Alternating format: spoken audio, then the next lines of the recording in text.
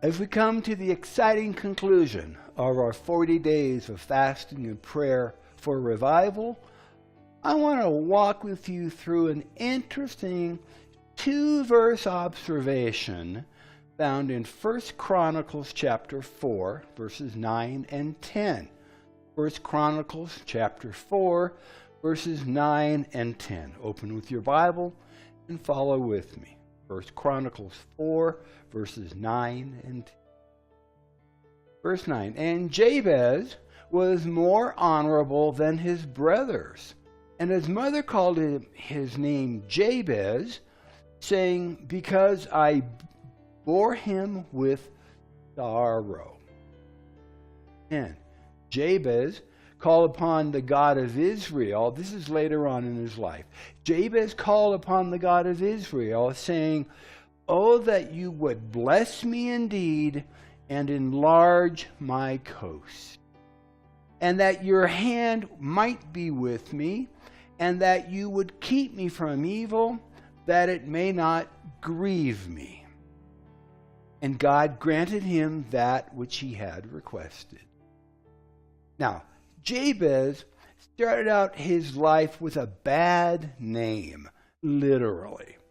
The principle that we're referring to here is that name denotes character. Now, this comes from Adam, the original man, because Adam had the task of naming the animals, and he named them based on some characteristics. So name denotes character. And Jabez grew up with a name that shamed him no matter what he did.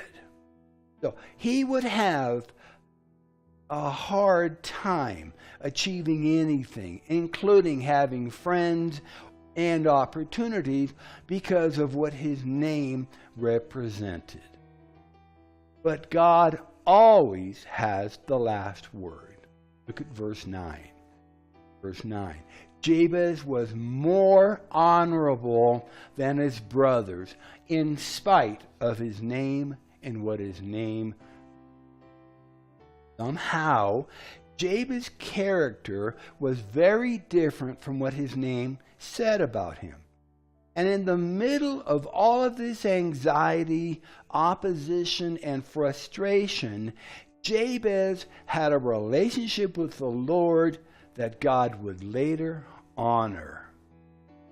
Not only did Jabez know about God, he had confidence that God would hear his prayers and that God would answer them. And we can know this because Jabez had asked for the Lord to do things that would benefit others as well as himself, and he approached the Lord with boldness, not hesitating or doubting.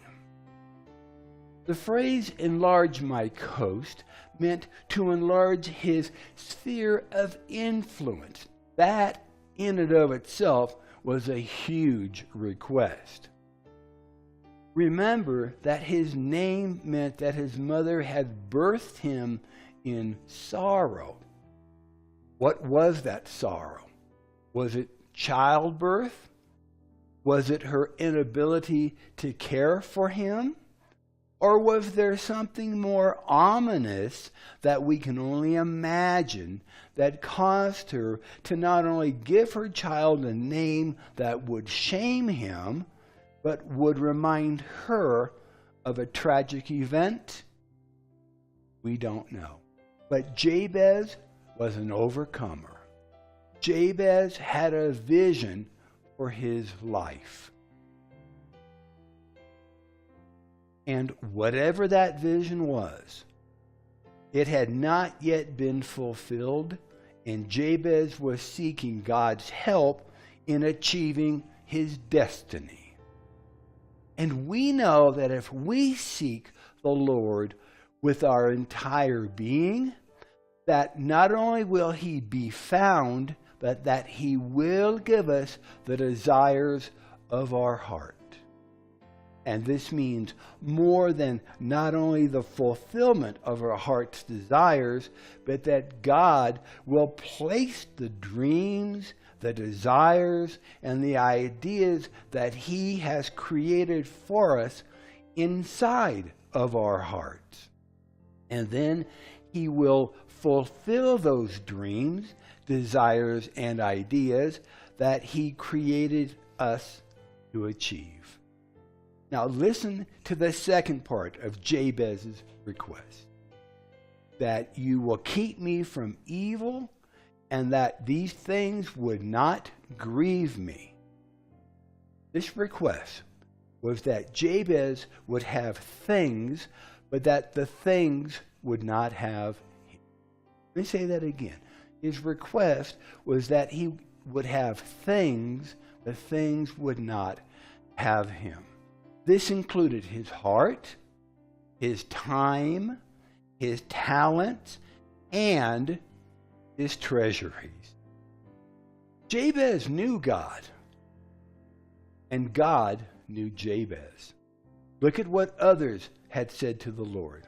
In 1 Chronicles 29, verses 11 through 12. 1 Chronicles chapter 29, verses 11 and 12. Thine, O Lord, is the greatness and the power and the glory and the victory and the majesty. For all that is in heaven and on the earth is thine.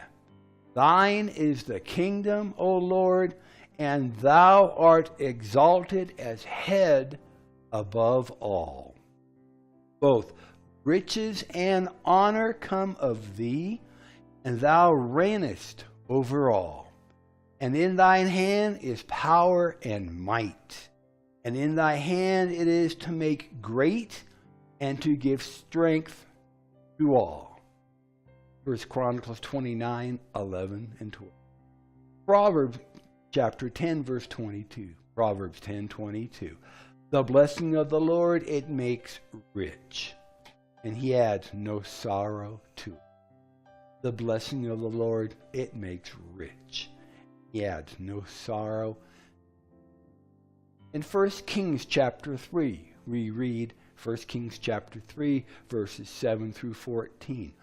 Solomon prayed to the Lord, and he said, I am but a little child. I know not how to go out or how to come in.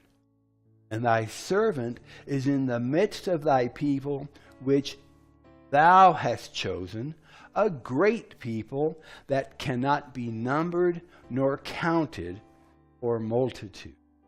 Verse 9, give therefore thy servant an understanding heart to judge thy people, that I may discern between good and bad.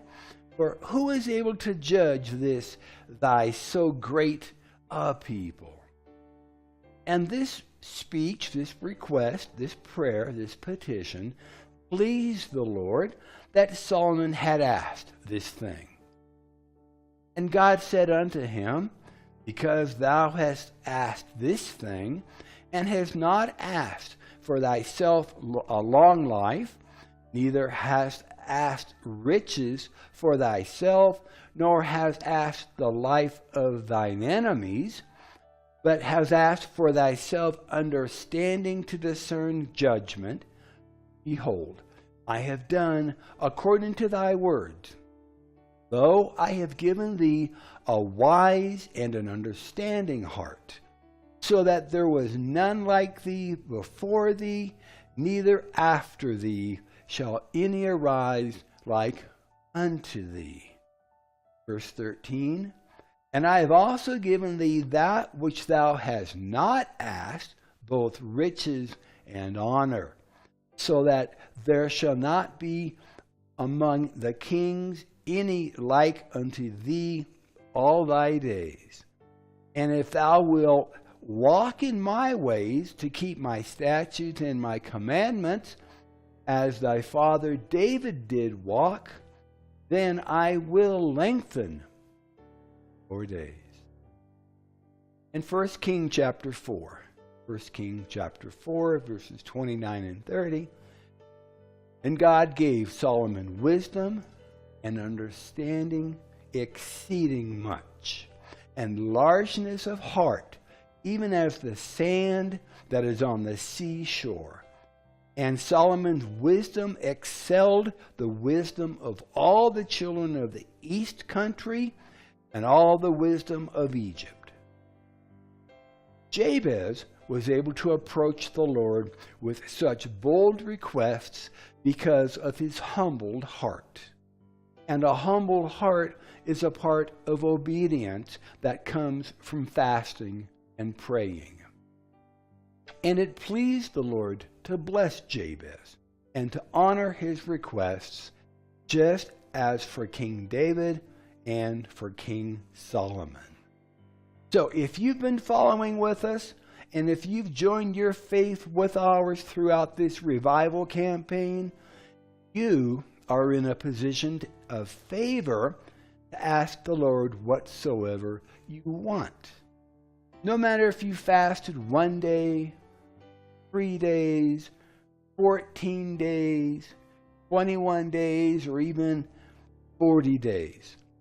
1 John 5, verses 14 and 15 reminds us, and this is the confidence that we have in him, that if we ask anything according to his will, he hears us.